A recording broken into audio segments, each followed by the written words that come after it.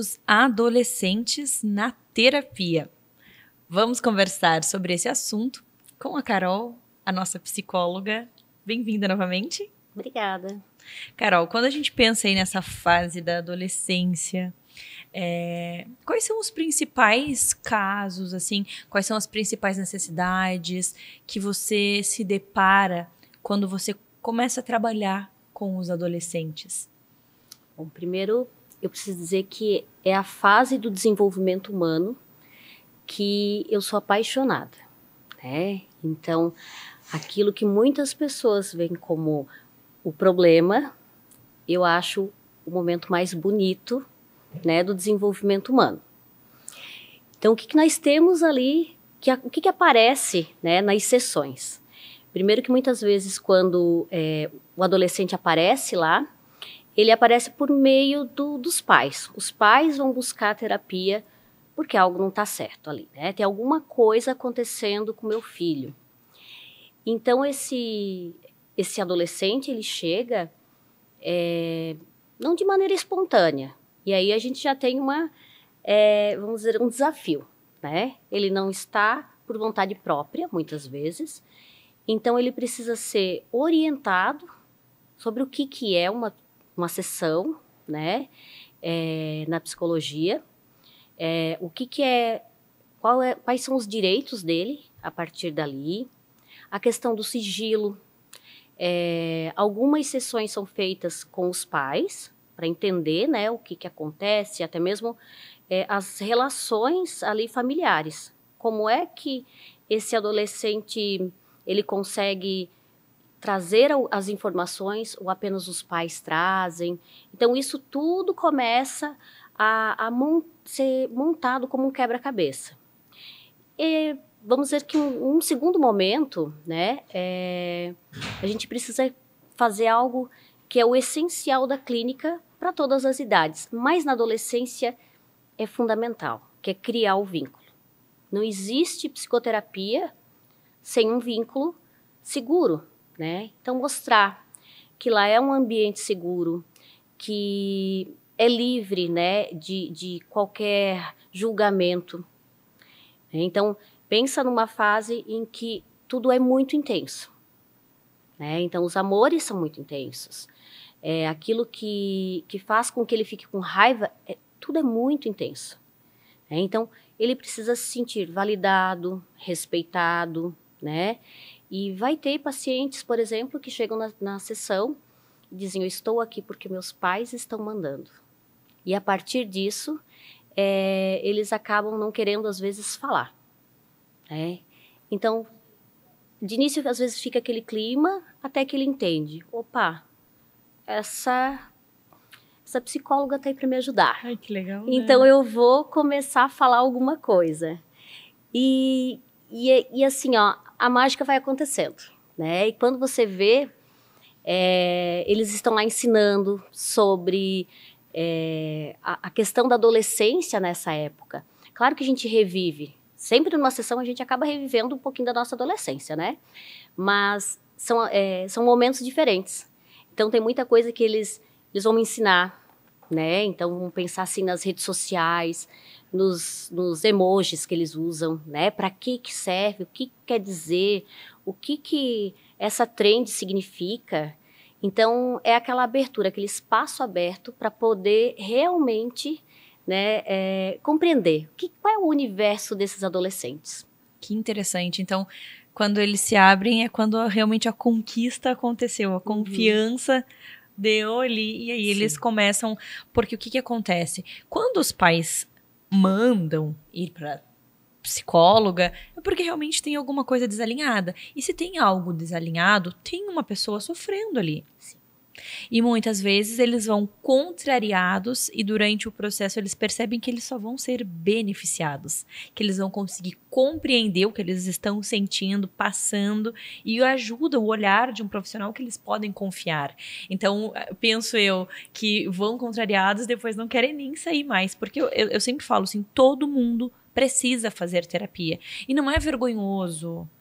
É assim, é uma vitória você falar que você faz, porque daí você é seguro de você se entende. Então, eu gostaria muito que as pessoas tivessem essa visão da terapia, não como, poxa, ela tá fazendo terapia, que horror, é doida. Tem muito isso, né? Tem muito isso. Ainda temos esse tabu, né? De que quem faz terapia tem algo de errado. E, na verdade, muitas vezes, aquilo que os pais levam como demanda né? Meu filho tá rebelde, ele não era assim, agora ele questiona tudo. E, às vezes, está em pequenos ajustes da própria família, né? E não está ali. É como se o adolescente fosse, na verdade, apenas ali o reflexo de outras questões que não estão bem organizadas na família. Então, essa psicoterapia, além de poder auxiliar esse adolescente, ele coloca a família também para pensar, né? Qual é o espaço que eles estão dando para esse adolescente, como é que é essa relação, né? Até onde eles confiam e também a maneira como eles cuidam. A gente vê assim, né, que estar em casa é algo que eles consideram positivo, mas ele está em casa fazendo o quê? Né? Ele acabou acessando o quê? Então, se aproxima, tem uma boa relação. Esse é um momento que eles precisam muito, só que essa relação não se constrói só ali, começa lá na infância. Só que aqui acaba aparecendo, né, a questão ali de conflito. Eles estão montando a identidade deles. Então, eles estão questionando algumas coisas que eles tinham como verdade passada pelos pais, e eles começam a pensar se aquilo vale a pena ser levado para a vida adulta. E aí, imagina que eles estão com essas verdades da família, né, essas crenças, esses entendimentos sobre o mundo, mas, ao mesmo tempo, eles começam a validar, né, as coisas que vêm a partir das amizades, né, a partir de outros grupos. Eles não são mais a criança que tem a verdade dos pais. Eles precisam organizar todas essas verdades. Então, eles têm às vezes, uma dificuldade até de se organizar nisso. Nossa, antes eu gostava disso, agora eu não gosto mais. E aí os pais estranham. E aí gera, né, aquela sensação, nossa, parece que eu não te conheço mais. E eles estão só se organizando. Nossa, até me arrepiei, porque é uma fase que eu vou passar. Ainda bem que eu te conheci para me ajudar a enfrentar no futuro essa fase. Mas uma boa reflexão para a gente que está na fase das crianças já fazer, né, essa base bem feita. Aproveitar também para colocar a terapia em dia da mãe, do pai, né, para que a gente chegue nessa fase da adolescência com mais estável possível. E caso, né, não tenha conseguido, nesse momento aí da adolescência, buscar realmente, quando eu penso que não é só, um membro da família. Quando tem um desajuste, eu acho que todos têm que aproveitar para fazer esse olhar e ver onde eu estou errando, por que eu não estou sabendo lidar, e organizar e trazer harmonia para o lar, que eu acho que, na verdade, toda a família busca isso, né? Sim, toda a família acaba buscando isso, né? É algo que eles acham que perderam. E, na verdade, eles apenas deram uma esquecidinha de algumas coisas, né? E é fácil retomar, dá para retomar, né? Basta querer. Adorei a nossa conversa. Obrigada por todas as informações. Se você está vivendo esse momento, se você está com alguma dificuldade, entra lá no Instagram do Minuto Mamãe Bebê, procura a nossa psicóloga Carol e agenda uma consulta com ela, que eu tenho certeza que ela vai te ajudar a enfrentar esses desafios. E até a próxima.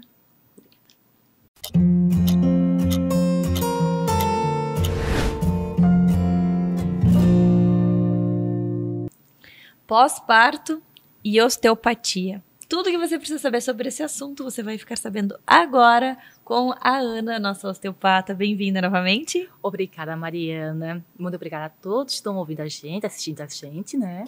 Então, o pós-parto, né? Um momento tão esperado da mamãe, passou 9 meses com aquele barrigão, ansiosa para receber o seu lindo bebê. E o que acontece? Você esquece totalmente, só cuida do bebê.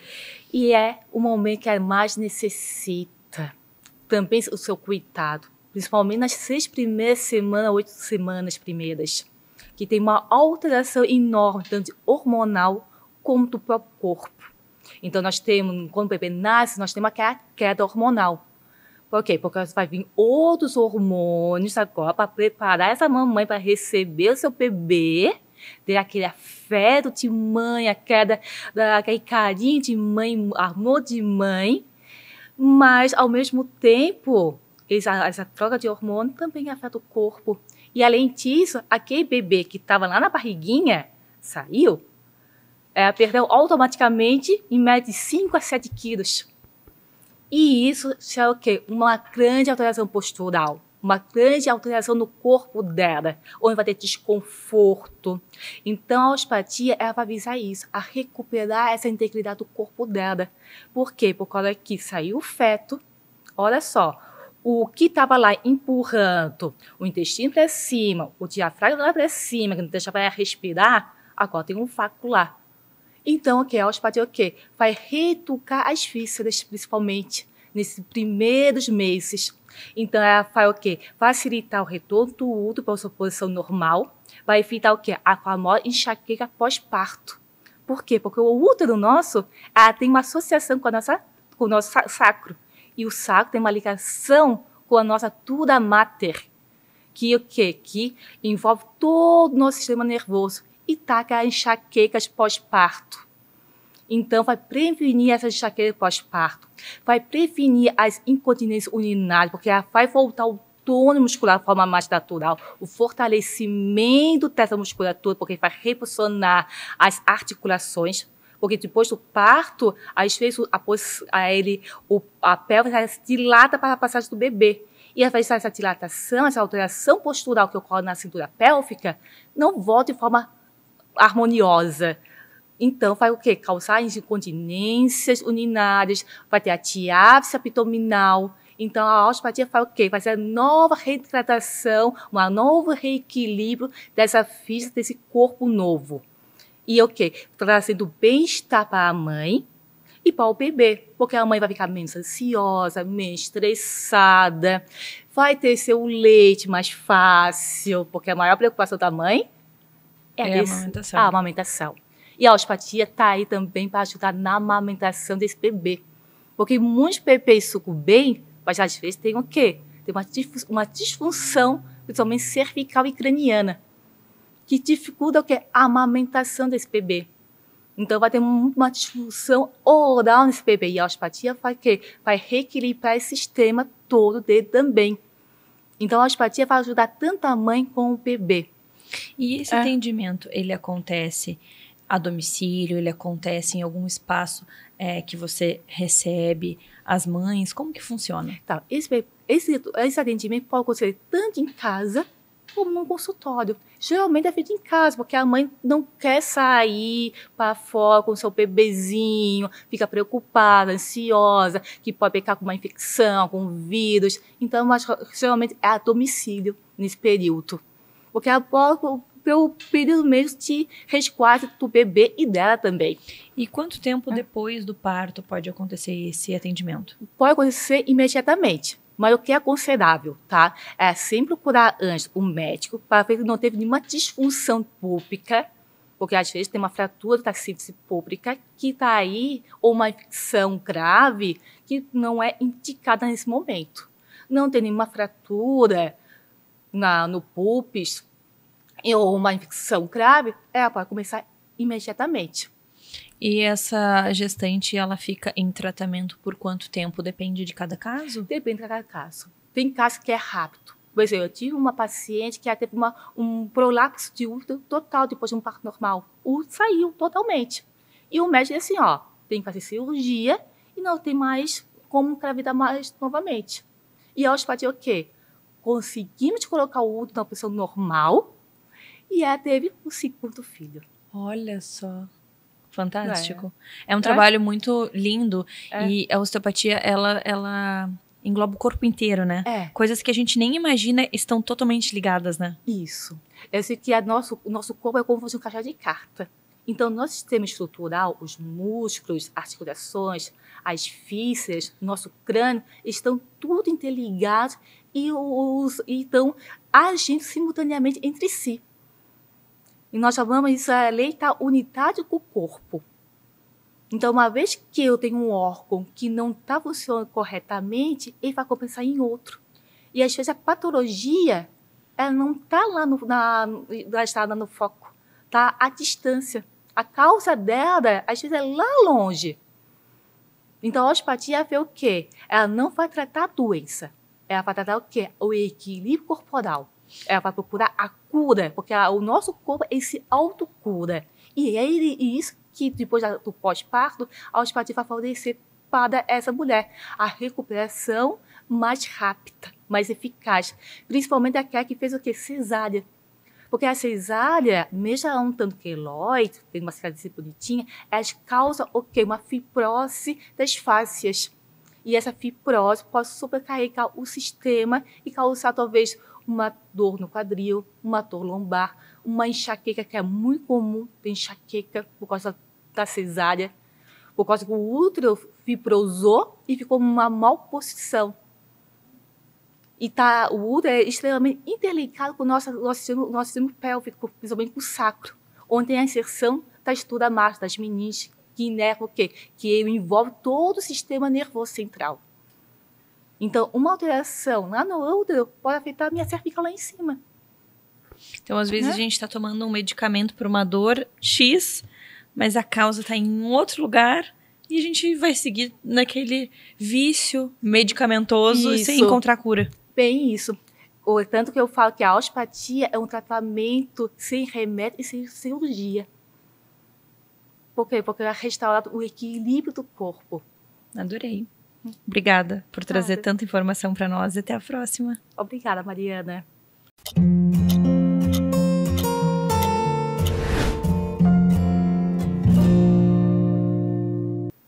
Vamos falar sobre o sono dos bebês com a Ana, pediatra especialista nesse assunto. Bem-vinda novamente ao Minuto Mamãe e Bebê. Obrigada, Mari. Muito obrigada por me receber aqui. Muito bom ter você aqui e falar sobre esse assunto que eu acho que nunca para as dúvidas, nunca cessa, né? A gente sempre tem mais questionamentos sobre o sono. E quando a gente pensa no sono, existe uma ligação... Acho que a maior pergunta que sempre chegou nas caixinhas do Minuto Mamãe e Bebê é sobre a amamentação. Qual é essa ligação? O bebê, ele aprende a dormir mamando. Se você desmamar, o bebê não vai saber dormir. Se você der uma mamadeira, o bebê vai dormir a noite inteira. Então, vamos falar sobre amamentação e sono. A pergunta de milhões, né? É uma coisa que as mães escutam muito, assim, até as famílias que chegam até mim. Por que não dá uma mamadeira com fórmula que ele dorme? Ou então, não, essa criança acorda muito porque mama no peito. E, Mari, se isso fosse verdade, as crianças que tomam mamadeira, elas não acordariam, né? Elas iam dormir a noite inteira. Então, não é muito por aí. Isso acaba sendo uma dica muito superficial, sabe? O sono e a amamentação, eles estão muito relacionados porque a sucção num bebê pequenininho, ela é uma das únicas formas de relaxamento que tem. Então, enquanto ele está ali sugando, se alimentando, ele ativa um nervo muito importante no corpinho dele, que é o nervo vago, e esse é o nervo da calma.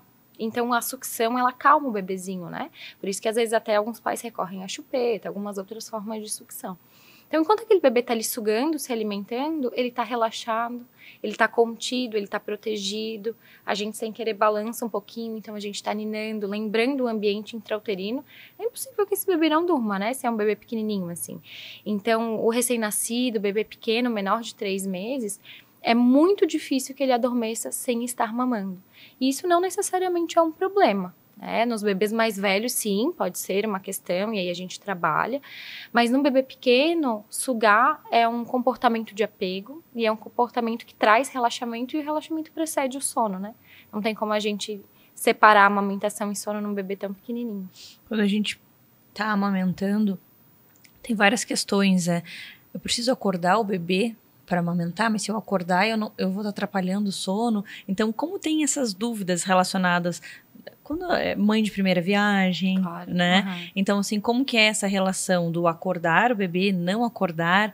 Depende de cada caso? Depende de cada caso, porque a gente tem bebês, às vezes, que nascem muito pequenininhos e que aí a gente vai precisar, sim, garantir a alimentação, porque às vezes é um bebê mais sonolento, um bebê um pouquinho prematuro, ou nasceu menorzinho do que o esperado para a idade. E aí, até que o pediatra avalie esse bebê, até que a gente tenha certeza que a amamentação engrenou, a gente vai precisar acordar sim, né? Pelo menos a cada 2h30, 3 horas, pra gente garantir a alimentação. Depois que a gente vê que a amamentação tá engrenando, aquela mãe tá mais segura, o bebê tá dando sinais de saciedade, a produção de leite tá melhor, se ele mamar no peito, aí a gente consegue relaxar e deixar esse bebê dormir à noite. E é uma curiosidade porque é muito comum todo mundo falar, aproveita pra dormir, né? Que depois que o bebê nascer, tu não vai dormir mais. Mas é muito comum um bebê menor de 3 meses, principalmente ali 1 mês, 2 meses, eles não têm muitas questões relacionadas ao sono. Eles dormem, e eles dormem às vezes 5, 6, 7 horas seguidas, acordam uma vez, acordam 2. É muito comum. As questões mais de sono começam a entrar ali entre 3 e 6 meses. Mas no ápice dos 4 meses, né? Onde todo mundo fala que tem uma regressão de sono, que os 4 meses estão chegando. Mas o bebê menorzinho, assim, ele realmente só vai acordar, amamentar e dormir de novo, bem rápido. E por que acontece essa mudança aí no sono nessa fase? É uma ótima pergunta. O sono do bebê pequenininho, assim, né, até 3 meses, ele é muito mais constante. O que é isso? Ele não tem muitos ciclos, ele não varia muito. As pessoas acham que a gente deita na cama à noite, dorme e acorda no outro dia de manhã, né? Mas não é isso que acontece. Então, a gente, como adulto, por exemplo, o nosso sono tem vários ciclos. A gente aprofunda o nosso nível de consciência, né? Perde o nosso nível de consciência e superficializa ele várias vezes durante a noite. Para garantir a nossa sobrevivência mesmo. A gente foi geneticamente programado para isso. O bebê menor de 6 meses, ele não faz isso, ele não tem esses ciclos. O sono dele só passa por um ciclo de sono mais leve e um ciclo de sono mais profundo. Então, como ele cicla menos durante a noite, ele tende a acordar menos, só pela necessidade de alimentação mesmo. Agora, de 3 a 6 meses é onde aparece o BO da história. Por quê? Começam a aparecer os ciclos de sono. Então, o bebê começa a aprofundar e superficializar várias vezes durante a noite. E isso vai ser para sempre. A gente faz isso até hoje, né? Por exemplo. A diferença é que quando o bebê começa a ter essa fase de ter ciclos de sono, assim que ele superficializar a consciência, ele vai fazer um breve despertar. Para checar se está tudo bem, se ele tem alguma necessidade, se ele está num ambiente seguro, se ele está com fome, se ele está com frio, se tem uma etiqueta incomodando, se ele está com saudade, se ele está com necessidade de contato físico. É nessa hora que ele vai chamar, se ele está com fome também, né? E aí ele vai ser atendido e logo ele volta a dormir. Só que no próximo ciclo que ele faz, esse ciclo não vai ser tão longo como foi o primeiro. Então, o primeiro sono é o sono melhor do bebê, é o sono mais profundo daquele bebê, onde ele vai ficar ali 3 a 5 horas dormindo. É para ser, né? Se o sono tá tudo bem, tudo fisiológico, essa primeira dormida é a maior, né? E os pais identificam isso também. Então, depois a gente passa a crescer, a ficar maduro e a gente vai emendando esses ciclos de sono sem precisar de ajuda. Hoje, nós adultos também fazemos esses ciclos, mas a gente às vezes nem lembra, né? A gente só vira para um lado, puxa a coberta, toma um gole da água, enfim, e volta a dormir, né? Então, o amadurecimento e o processo de confiança no adormecer vai trazendo essa segurança. Mas é por isso que entre 3 e 6 meses o bebê começa a acordar mais mesmo, faz parte da fisiologia do sono. E quando a gente pensa em sonecas, qual é a importância da soneca para um sono noturno ok? De qualidade, né? De qualidade. Ela é super importante, porque o cérebro do bebê ele é diferente do nosso. Ele não aguenta muito tempo acordado. Se a gente passa do limite do que aquele cérebro consegue aguentar, esse bebê vai tentar se proteger contra esse cansaço excessivo, né? O cansaço ele é perigoso pra gente. A gente pode bater o carro, a gente pode cair. Então, o nosso cérebro não vai deixar a gente ali meio cansado, ele vai deixar a gente em alerta. Quando o corpo do bebê percebe que ele está muito cansado e que o sono não vai vir, o ambiente não está ajudando, aí ele libera hormônios para deixar esse bebê em alerta. Como quem dissesse assim, você não vai dormir? Então a gente vai ficar acordado mesmo, para tua proteção, tá? E aí é quando o bebê começa a ficar muito irritado, muito choroso, briga com sono, né? Bebê não briga com sono, o bebê gosta de dormir. Ele tá brigando com sono se o corpo dele não estiver pronto para dormir. Então, quando a gente passa muito, às vezes, desses horários, e isso a gente sabe observando cada bebê, a gente chega no final do dia com um bebê muito estressado, muito irritado, com muito cortisol no sangue. E aí isso impede o sono de se aprofundar, né? O cortisol, ele é muito importante de dia. De noite, ele foi feito para me deixar em alerta. Então, eu vou tentar aprofundar meu sono e ele vai... Fique alerta, fique alerta, fique alerta, acorde, acorde. Então, é aquela criança que fica picando, início da noite, acorda a cada 40 minutos, 1 hora. Quando a gente pensa em associação ali no sono, com chupeta, o peito? O que a gente tem aí por certo, errado? Isso é um tema bem polêmico, né? Total. A associação de sono é uma das coisas que os pais mais perguntam. Todo mundo tem associação. Tu tem, eu tenho, teu marido deve ter. Então, a associação é aquilo que nos traz segurança. É impossível a gente não ter nenhuma associação. A gente vai ter. Mas ela precisa ser saudável. O que é uma associação ruim? Telas, por exemplo. Uma criança que só dorme assistindo desenho, que os pais botam na frente da televisão porque ela dorme. Isso é uma associação ruim porque ela faz mal para a saúde. Tudo que for uma associação que não faz mal para a saúde não é ruim. Agora, tem gente que fala, o peito é uma associação negativa com sono. Ele é uma associação que pode ser ótima, mas se não tiver boa para essa mãe que está amamentando, ela pode não estar tão boa assim. Ela não é ruim, mas ela pode não estar sendo benéfica para aquela dupla. E aí sim a gente pode pensar em mudar isso, né? Num bebê um pouquinho maior, talvez, sim. Num recém-nascido, num bebê menor de 3 meses, muito difícil. Porque ele ainda precisa muito da sucção, né? Mas, além de associação ser a forma que a criança adormece, também é o que ela sente naquele momento. Então, eu posso estar lá amamentando, nossa, é uma associação ótima, o bebê tá relaxado, tá perto da mãe, mas se aquela mãe tá angustiada, tá com dor, não tá querendo amamentar, já levantou pela 20ª vez na noite para dar aquele mamar, talvez essa associação não esteja trazendo tanta segurança assim. Talvez até seja melhor que a gente mude. Adorei. Obrigada por dividir tanto conhecimento e até a próxima. Obrigada, Maria. Até a próxima.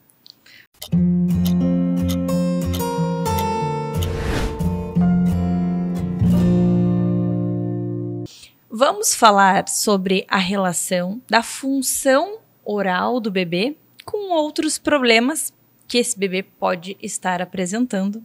Com a Carol, a nossa odontopediatra. Bem-vinda novamente ao Minuto Mamãe e Bebê. Obrigada, seu grande prazer. Muito bom te receber aqui e aprender com você. Então, quando a gente pensa aí na função oral do bebê e diversos diagnósticos que esses bebês recebem, em alguns casos, esses diagnósticos podem estar em desacordo e a boca, toda a função oral mostrar um outro caminho? Exatamente. O que eu venho trazer para vocês hoje é a relação da função oral do bebê com outras doenças sistêmicas. Então, lembrando que a porta de entrada do organismo do bebê é a própria boca. Então, o bebê descobre o mundo através da boca. E não só descobre o mundo, como também muito da sua saúde vai estar sendo justificada através da sua função oral. Então, trabalhando agora com freios orais, eu consegui perceber o quê? Que muitos dos diagnósticos de alguns bebês que chegavam para mim, eles não chegavam necessariamente com um diagnóstico, por exemplo, ele não chegava com a queixa de cólica para mim, mas ao melhorar a função oral, nós resolvíamos outros problemas sistêmicos. E isso começou a me chamar muita atenção. Então, eu comecei a trabalhar, inclusive, hoje eu tenho uma clínica odontológica e um centro onde eu separei 2 ambientes, de modo que dentro desse centro eu trago a conscientização. Então, eu trabalho muito esse tema, então, trazendo para as mães o quê? Que muitas vezes elas não vão me procurar, antigamente se procurava assim, o bebê não amamenta, eu vou procurar resolver a língua. Mas hoje não, hoje esse conceito está muito mais amplo, então hoje a gente consegue resolver muitos outros problemas através da função oral. Por exemplo, eu moro numa região do Alto Vale, eu moro numa região chamada Ituporanga atualmente, e na minha região tinha muitos casos de APLV, que é a alergia da proteína do leite de vaca. E quando uma mãe recebe esse diagnóstico, é impactante para ela. Por quê? Porque a primeira coisa que vai acontecer com a mãe, além de todas as mudanças hormonais e o próprio estresse do puerpério, ela vai passar por uma restrição da dieta dela. E isso num período que ela já está totalmente vulnerável. Então, para a mãe não é uma fase fácil. E eu notei que muitas mães passavam, por exemplo, por esse momento de uma forma ainda mais difícil, porque mesmo fazendo essa dieta restritiva, o bebê não evoluía. Não evoluía. E a gente começou a conversar assim, mas quais eram os aspectos que levavam a esse diagnóstico de APLV? Então, em muitos casos, esse diagnóstico estava sendo efetuado de uma maneira muito genérica. Então, o bebê tem desconforto gastrointestinal, não está dormindo, está com dificuldade de dormir, pode ser a PLV, mas eles não usavam o termo pode, usava não, é a PLV. E a mãe já entrava naquela dieta restritiva. E existem outros sinais e sintomas, né, que são pertinentes ao PLV, mas que não eram considerados. Então, essa mãe muitas vezes chegava para mim com outras queixas. Eu não estou conseguindo amamentar, eu estou desconfortável para amamentar. E no meio da conversa, ela falava, e eles estão suspeitando de APLV, eu estou fazendo uma dieta super restritiva. E uma vez que a gente conseguia melhorar essa função oral do bebê, então, realmente via que precisava de uma correção do freio lingual, a gente conseguia resolver muitos desses sinais e sintomas e até praticamente solucioná-los ao ponto de esse diagnóstico não mais existir. Então, hoje eu vejo que levar mais a sério a questão do diagnóstico do freio lingual e da função oral do bebê, ele é muito benéfico no diagnóstico diferencial de outros problemas sistêmicos.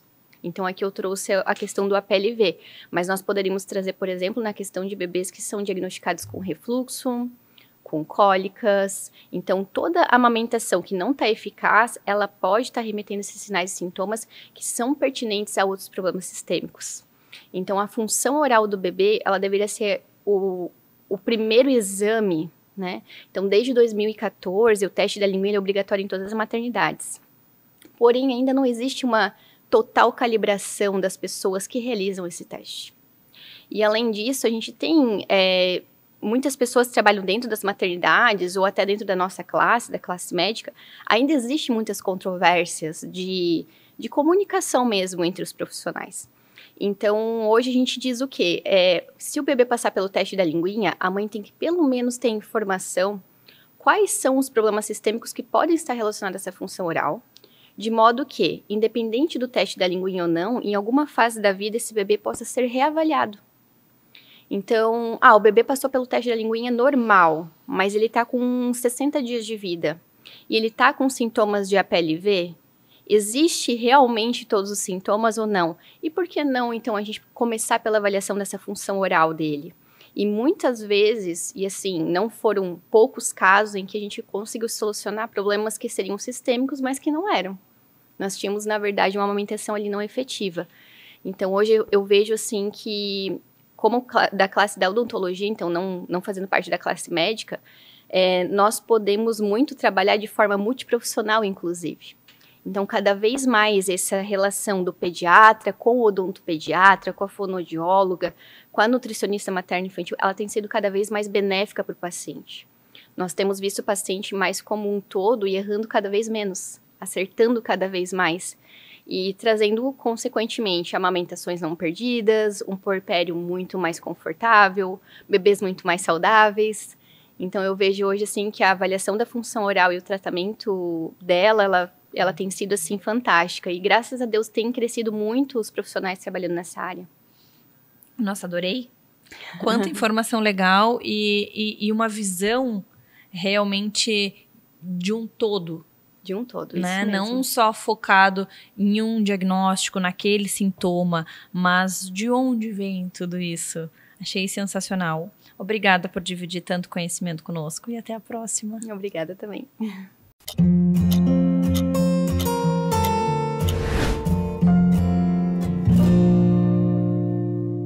Amamentação e osteopatia.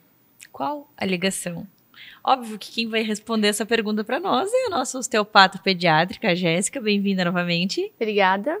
O que a gente precisa entender aí sobre a amamentação e qual a relação que amamentar tem com a osteopatia? Penso que dificuldades na amamentação podem ser resolvidas, ajudadas com a osteopatia? Sim, falar de amamentação é muito complexo, né? Existe um mundo aí por trás, né, dos fatores que dificultam a amamentação, né? Uma vez o foco já foi a mãe, né? Não tem produção, tem algum problema com a mãe, a mama, enfim. E hoje tudo se voltou para o bebê. né? Então, o problema tá no bebê, tá na pega, tá na boca, tá na língua, tá no pescoço. Então, hoje a gente entende que é um mundo muito mais complexo, né? Então, o osteopata, ele vai entrar aí nesse mundo para complementar e para ajudar dentro de uma equipe multi, né?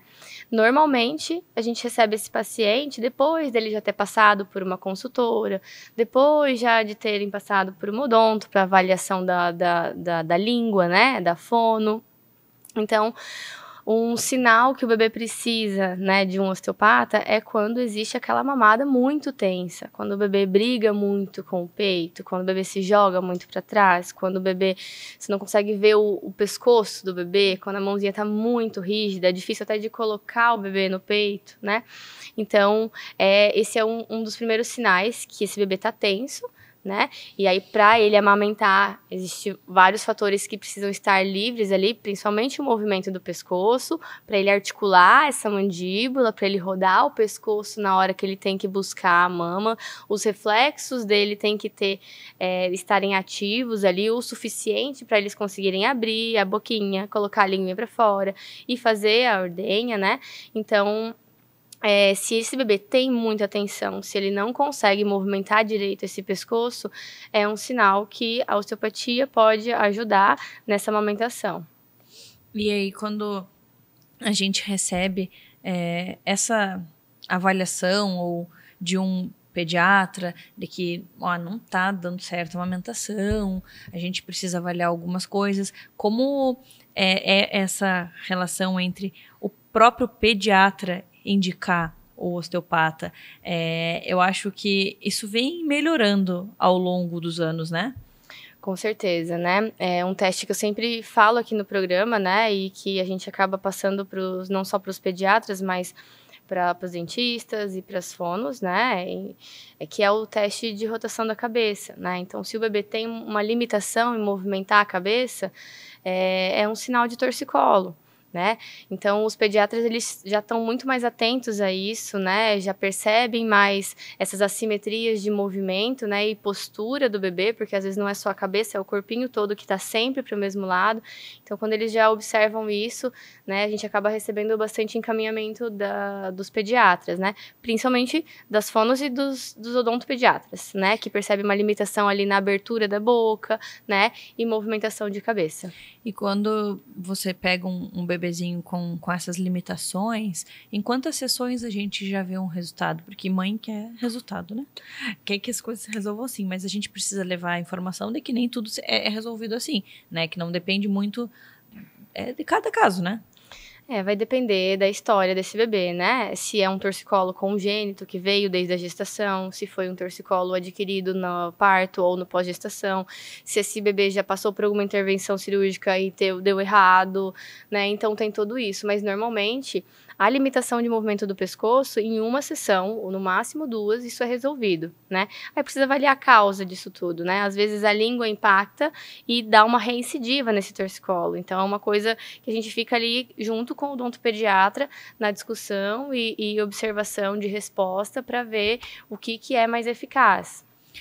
Existe mais algum motivo, alguma causa dessa amamentação não estar dando certo, além do pescoço, que a osteopatia pode auxiliar? As tensões na mandíbula, que tem uma relação com o pescoço também, mas às vezes a gente libera o assoalho aqui da língua, né? Então, só de soltar tudo isso, trabalha a inervação da língua, né? Então, isso é importante dizer, a diferença da fono para nós osteopatas, né? A fono vai trabalhar os movimentos da língua e nós vamos trabalhar a inervação, o controle, né? Desse movimento. Então, não adianta às vezes só soltar. Eu costumo dizer assim, às vezes não resolve só trocar a lâmpada, a gente precisa trabalhar a fiação também, né? Então, é sobre integrar todos esses sistemas, né? Avaliar como um todo e aí proporcionar a esse bebê mais função, né? A gente devolve os movimentos e a função. E sabe uma coisa que eu fiquei refletindo e que é triste, né? Quantas mães desistem da amamentação, entram para a fórmula porque achavam que não tinha o que ser feito, né? Quando poderia ter sido resolvido de uma forma simples, cirurgias, enfim, coisas muito mirabolantes, Não, às vezes uma avaliação com o osteopata pode fazer toda a diferença nesse desfecho aí da amamentação, que é tão importante, né? Exatamente. E aí, se eu posso deixar um sinal aí clássico, né, de que existe um torcicolo e esse torcicolo está impactando na amamentação, é o fato do bebê, às vezes, mamar bem em uma mama e na outra não. Né? Então, ou seja, de um lado ele pega bem, do outro ele não pega. Aí ele pega a forma tradicional numa mama e a invertida na outra. Então, isso está acontecendo se ele pega sempre com a cabeça voltada para o mesmo lado e tem diferença na mama, né? Muito provavelmente esse bebê tem um torcicolo. E aí, digamos assim, de uma forma mais fácil e simples, né? Sem nenhuma intervenção cirúrgica, só uma massaginha ali vai resolver o problema, o bebê fica mais solto. Na mesma hora a gente coloca o bebê no peito para mamar e a mãe já vê a diferença. Não estala, ou melhora o refluxo, ou melhora, enfim, a dor mesmo que ela tem na amamentação. Que dica sensacional, adorei. Obrigada por trazer todas essas informações e por ajudar muitos bebês a mamarem. E mamães não desistirem da amamentação. Amém. E até a próxima. Obrigada. Vamos falar agora sobre uma empresa que tem todo o meu coração. Falar as novidades e apresentar também para você essa empresa. Eu vou conversar com a Vicky da Baby Boom. Bem-vinda novamente. Oi, Mari. Obrigada. Sempre um prazer estar contigo. Muito bom te receber e falar sobre essa empresa que, como eu disse, tem o meu coração. Quando a gente pensa aí na Baby Boom, o que é a Baby Boom? Apresenta ela para nós. Com todo carinho, como se tu não conhecesse, não tivesse participado da nossa jornada. É muito interessante estar aqui de novo, porque a Mari acompanhou a Baby Boom desde o início, ali, desde os nossos primeiros meses de empresa, então contar agora todas as novidades é muito gratificante. A gente trabalha com aluguel de produtos infantis, de brinquedos no segmento de 0 a 2 anos e muitos itens de viagem para as famílias que vêm passar um tempo aqui em Floripa e na região. Então, cadeirinhas de carro, berços portáteis, banheira, não precisa trazer nada, só trazer o bebê, que todos os apetrechos ficam por nossa conta. Ai, que legal. E quando você fala assim, aluguel, né? Você tem um leque de opções para as famílias locarem com você, porque a gente fala muito assim sobre a cada fase das crianças os gostos mudam também, e daí a gente tem que acompanhar esses gostos e ir comprando brinquedos. Claro, uma coisa é um brinquedo que tem um valor ok, mas tem brinquedos que são muito legais, destinados para aquela faixa etária e que tem um valor agregado também. E daí seria muito interessante alguém ter a ideia de ter uma empresa com esses brinquedos para locação. E é justamente o que tu traz para nós. Exatamente, Mari. A gente trabalha com brinquedos de valor agregado bem alto, aqueles brinquedos muito caros que o bebê vai brincar 1, 2, 10 vezes e depois vai enjoar, depois vai ficar de lado. São esses que a gente trabalha. Aquele que a família adora comprar, fica super feliz, faz a maior festa e depois o brinquedo fica esquecido e o bebê começa a brincar com tampa de pote, sabe? Então são esses que a gente trabalha. E também, além do valor agregado, é muito interessante alugar porque o bebê vai trocando de fase muito rápido. E a partir do momento que ele desenvolve determinada habilidade do brinquedo, ele já cansa e está na hora de passar para a próxima. Então, cada brinquedo novo, a família vai acumulando em casa, vai gastando um valor alto, sem necessidade, porque com a locação a gente supre toda essa necessidade e de acompanhar cada fase do bebê com um brinquedo adequado para cada habilidade que ele está desenvolvendo. É sensacional. E quando a gente pensa numa empresa com essa ideia, tem um valor agregado também na proposta de vocês, que é justamente... Eu quero que você fale, assim, porque você trouxe algumas vezes para nós a ideia, né, por trás disso também, não só para a família economizar, mas tem um valor agregado, né, Vicky? Sim, além da economia, que a gente sempre pontua bastante, a gente gosta muito de trazer para as famílias a união. Então, é muito legal o dia que o brinquedo chega, todo mundo se reúne para abrir a nossa sacolinha, para explorar o que o brinquedo faz, aperta aqui, faz aquilo, acende essa luz, anda para lá, anda para cá. Então, a gente recebe vários vídeos muito legais do primeiro dia que o brinquedo chega, que tá todo mundo assim naquela euforia, todo mundo descobrindo junto. Então, traz aquele tempo de qualidade da família, todo mundo tá ali junto brincando, é uma coisa que a gente sempre prezou. Além de a gente forçar muito, enfatizar muito, a brincadeira sem telas. Então, não colocar a criança no desenho, não colocar na frente da televisão, sempre com uma novidade, para que eles desenvolvam essas outras habilidades e também não tenham a necessidade de ficar preso às telas. Então, além da união, além da economia, a gente também preza muito pela sustentabilidade. não acumular coisa desnecessária em casa, não comprar por impulso, porque a locação por impulso ela ainda tem uma vantagem de não acumular, não gerar lixo, porque depois o brinquedo vai circular. A gente também trabalha com embalagens retornáveis, então menos plástico, menos papel, menos desperdício. Então são coisas que a gente gosta de agregar também bastante aqui. Que legal. E sabe uma coisa que eu acho interessante? É que às vezes a gente nem sabe se a criança vai gostar daquele brinquedo. Então, se realmente a criança amou o brinquedo, tá, então a gente vai fazer esse investimento, vamos ter um em casa, porque a gente fez o teste e deu super certo. Mas e se vai pro lado negativo? Se a criança nem gosta, nem chama atenção, ou fica com medo, enfim. Aí tu comprou aquele brinquedo, investiu um monte, a Dinda, a avó, mandou o brinquedo e foi um dinheiro rasgado. Então tem essa possibilidade de fazer o test drive dos brinquedos, né? Exatamente, Mari. Essas duas situações a gente vive rotineiramente aqui na empresa.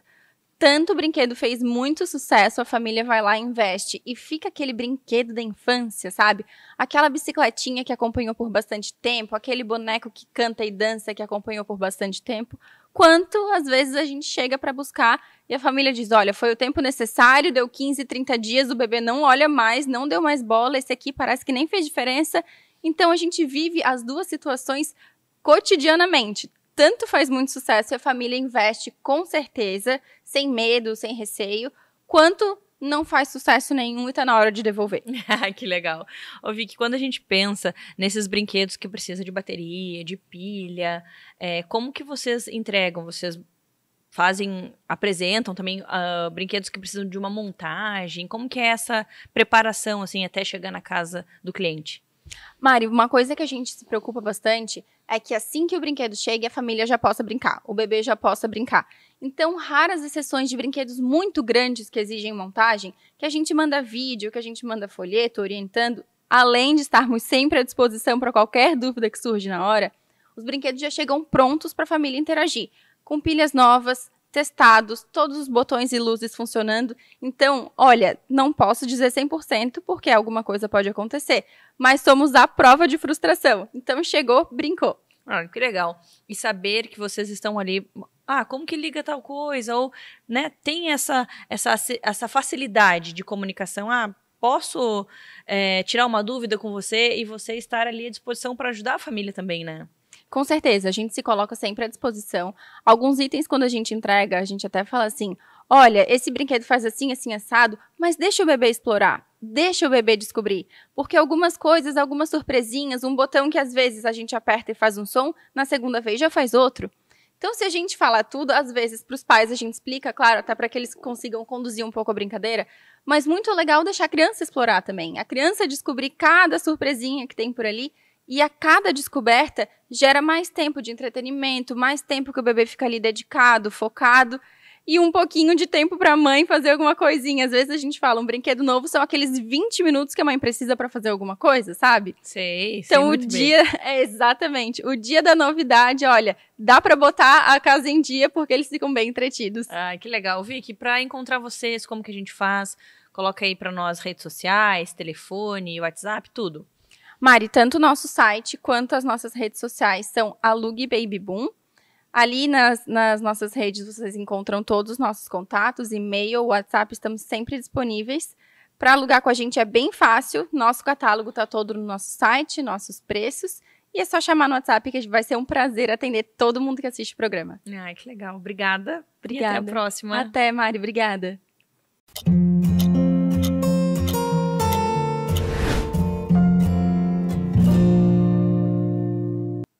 Estamos em maio, o mês das mães, e eu tenho certeza que muitas mulheres têm o sonho de ser chamada de mãe. Mas e se por algum motivo você não está conseguindo, se você está pensando aí na questão da infertilidade, o que tem para fazer?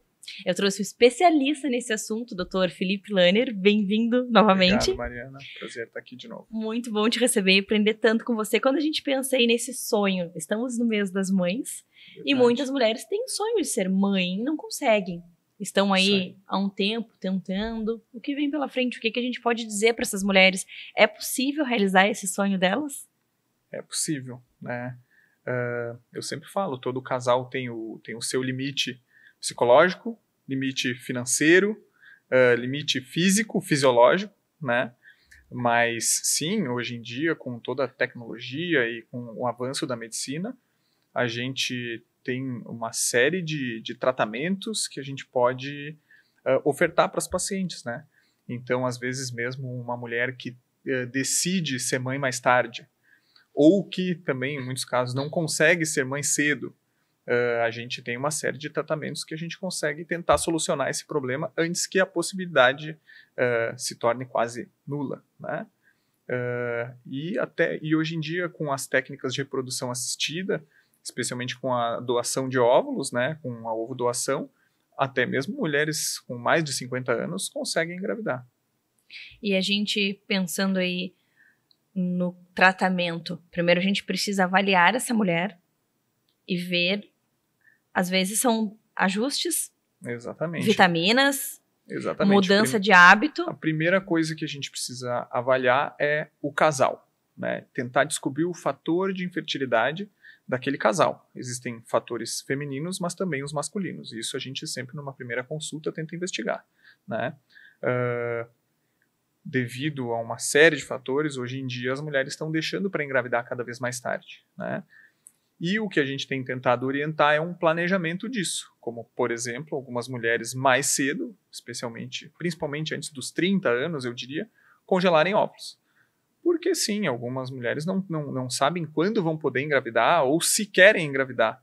Então, essa segurança de se ter óvulos congelados facilita o processo caso ela decida para um pouco mais tarde, né? Quando a gente pensa nesse congelamento de óvulos, por que ele é bom? Então, as mulheres já começam a perder óvulos ainda na vida intraútero. Então, a partir do momento que vocês nascem, vocês já perderam muitos óvulos e quantidade é muito importante para se poder engravidar. Até a menopausa, a mulher todo mês perde muitos folículos onde estão esses óvulos. Independentemente de ela ovular só um, ou independentemente de ela não menstruar, ou de ela usar um método anticoncepcional contínuo, um DIU, nada disso muda o fato de que o ovário vai sempre perder quantidade de óvulos, até entrar na menopausa. Além disso, quanto mais tarde a mulher tenta engravidar, esses óvulos têm uma menor qualidade genética, e isso interfere muito na criação, digamos assim, do embrião. Então, quando a mulher se planeja e congela óvulos mais cedo, a tendência é que mais desses óvulos se tornarão embriões numa possível fertilização. Então, claro, ela pode tentar engravidar espontaneamente a partir dos 35, 37, 40. No momento que ela não consegue e tem esses óvulos congelados, a chance de ela ter um bebê no colo, como a gente fala, mesmo após os 40 anos, mas com óvulos mais jovens, é muito maior. Então é como se a gente pegasse um óvulo de uma mulher com 30 anos e daqui 10 anos aquele óvulo segue sendo de 30 anos. Exatamente. Ele tem toda a qualidade genética, ele tem toda a estrutura de 10 anos porque ele ficou congelado, guardado. Exatamente, é uma dúvida que muitas pacientes trazem pra gente, né? Perguntando se o tempo de congelamento não vai piorar a qualidade daquele óvulo. E não, já se tem embriões criados a partir de óvulos com mais de 10, 15, 20 anos que foram fertilizados, tiveram bons resultados e que bebês nasceram a partir deles.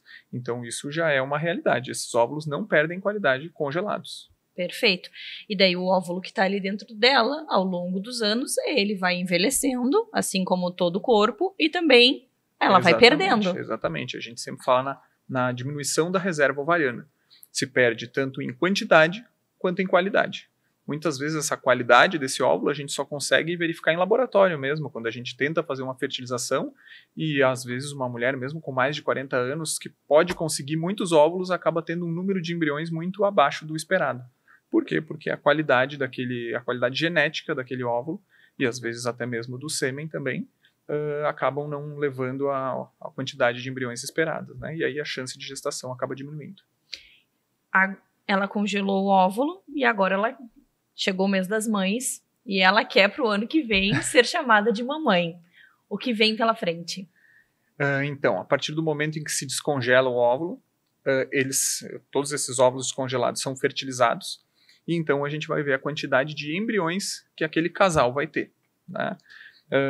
No momento em que se tem o número de embriões, a gente começa a fazer transferências desses embriões para o útero.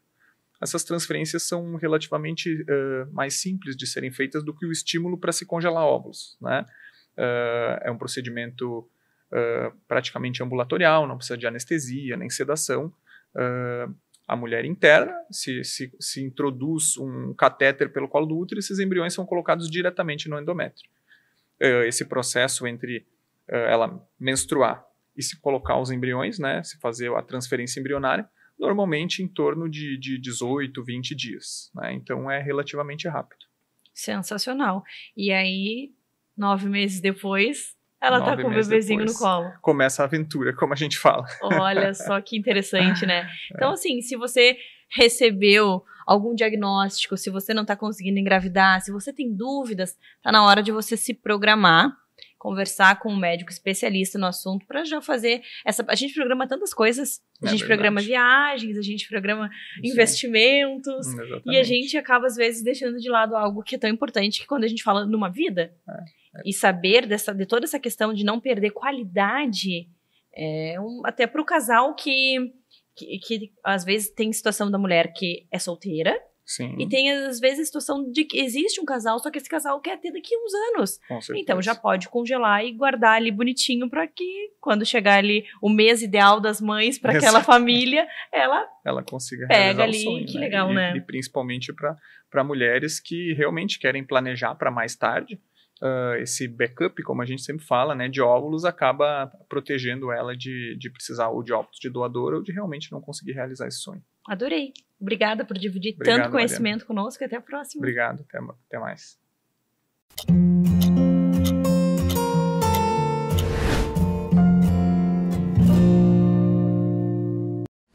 Há 20 anos no mercado televisivo e de produção, Premier Produções oferece soluções práticas e inteligentes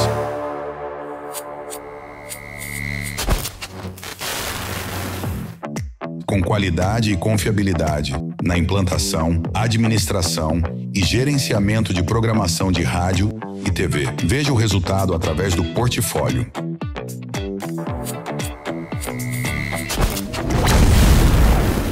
Ilson Antônio Betim, nascido em Pelotas em 1964, foi o fundador visionário do grupo Premier Produções. Formado como técnico eletrônico pelo Cefet, ele iniciou sua trajetória na radiodifusão ao se mudar para Florianópolis em 1987.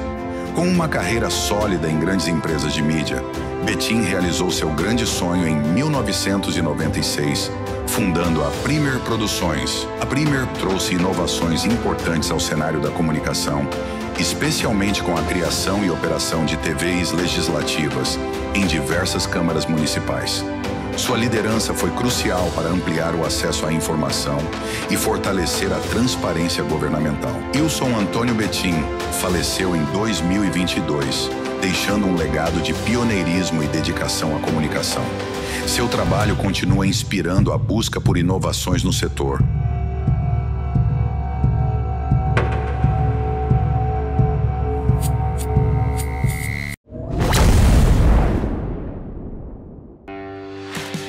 A Premier Produções é a maior fornecedora de mão de obra e equipamentos profissionais para rádio e televisão do sul do Brasil. Atuando nas regiões sul e sudeste, somos especialistas na transmissão de eventos esportivos, feiras, leilões, shows e programas de TV.